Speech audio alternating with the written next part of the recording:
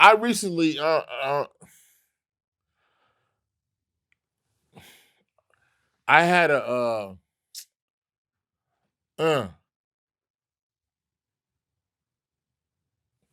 I recently apologized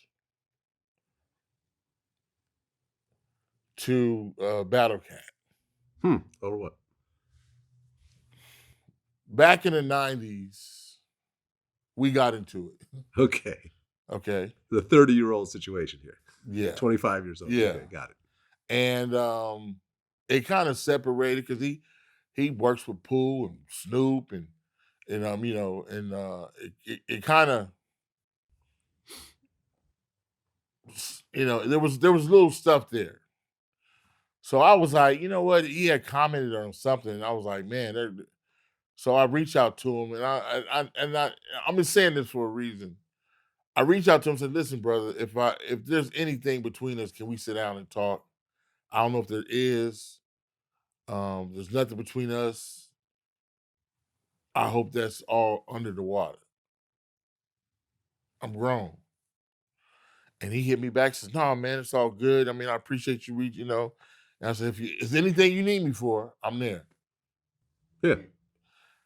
And that's what I think the community needs rather than the other side of the magnet. You see what I'm saying? Because you remember when hip hop was cool and what's up? So now it's Let me put it like this. Yeah. Just to prove your point right now. Mm-hmm. I just interviewed Kid from Kid and Play. Right. Who's now a regular guest on the show. Yes. And he's someone that went from the 80s to the 90s, right? Mm-hmm. I looked it up. The only hip hop figure who got killed in the 80s was Scott LaRock. Scott LaRock. No one else. Scott LaRock.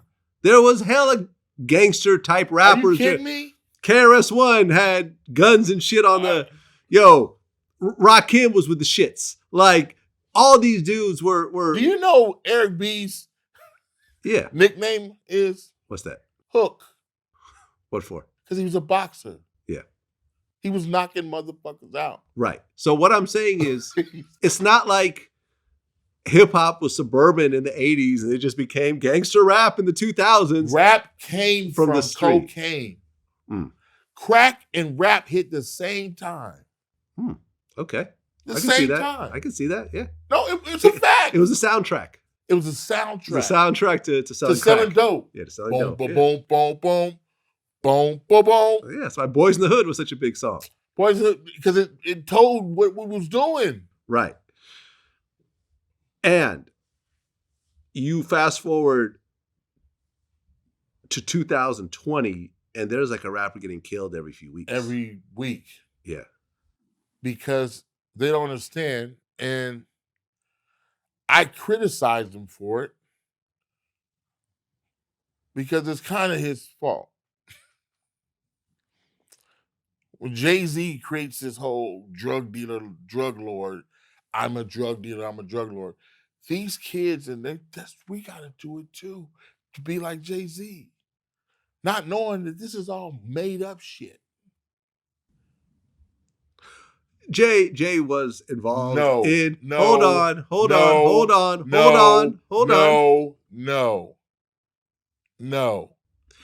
I interviewed D. Haven, who was his drug dealing partner. Right. No, not partner.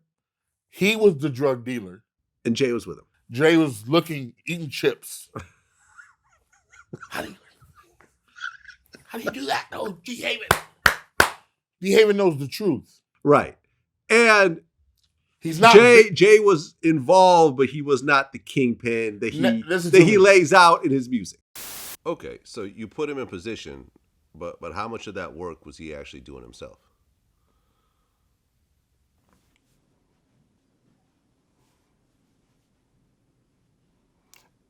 Everybody had a position. It wasn't just Jay. You know what I'm saying? Everybody had a position. But the position he hold, like, I wouldn't have made it to where I had. So I say he had a lot to say. So he had a 50%. He could get out there. Listen to me. I heard one of those dudes say, Jay-Z had so much money, his drawers full of money. If he has so much money, why does he have to go to Big to start a record company? Yeah.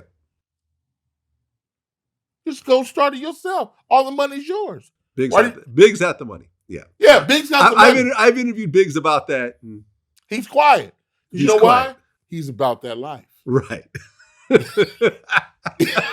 He's about that life for real. Yeah. Big's about that life for real. Yeah.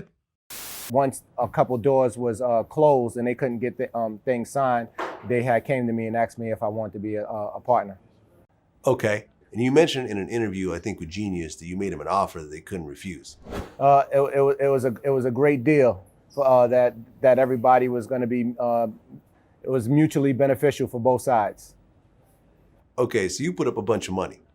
There's a lot of rumors on how it got started, but it was a great partnership. Okay, he's my favorite guy. He's my favorite guy out of that crew. Mine too. Yeah, he know the code. Yep. He don't even know I know him how I know him. Okay. You see what I'm saying? That's why I was like, oh, Jay, this nigga's a puppet. He's never done. Can you imagine Jay-Z fighting somebody in the streets? Somebody slap him, take his cocaine, what he gonna do? Yeah. Yeah, there's call D. Haven. Which is what we talked about in the interview. Right. But that's not the game. Somebody slap you and take your work. It's time to go to work. Yeah. It's time to go to work. Hey, they got my cocaine, D. Haven. No. You got to go to work. Yeah.